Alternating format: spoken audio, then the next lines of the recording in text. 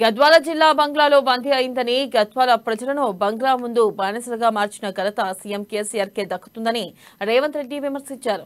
గద్వాల జిల్లా కాంగ్రెస్ కు కంచుకొట్టున్న రేవంత్ కొందరు నేతలు బీఆర్ఎస్ లోకి మరొకరు బీజేపీలోకి పోయినంత మాత్రాన కాంగ్రెస్ బలహీనపడుతున్నారు.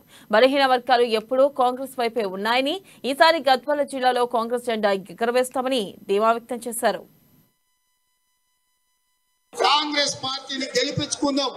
బంగ్లాలో వస్తారా లేకపోతే బలైన వర్గాల మీద దాడులు చేసిన వాళ్ళు వస్తారా, వాళ్ళు వస్తారో వీళ్ళు వస్తారో, ఎవరు వచ్చినా మనం అందరం మూకుమ్మడిగా కలిసికట్టుగా కొట్లాడదాం.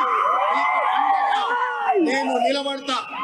ఈ వేదిక మీద నుంచి ఇవాళ మీకు అందరికీ తెలుసు, ఈ సందర్భంగా గద్వాల బిడ్డల సాక్షిగా నేను ఒక మాట చెప్పదలుచుకున్నా.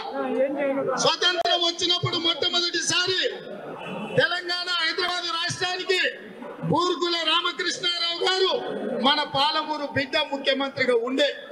ఆ తర్వాత మల్లికార్జున్ గౌడ్ గారు, మల్లు అనంతరాములు గారు, పెద్దలు జైపాల్ రెడ్డి గారు, సమరసింహారెడ్డి గారు, ఇలా గొప్ప గొప్ప నాయకులు మన జిల్లా నుంచి ఆ రోజు ఉండే.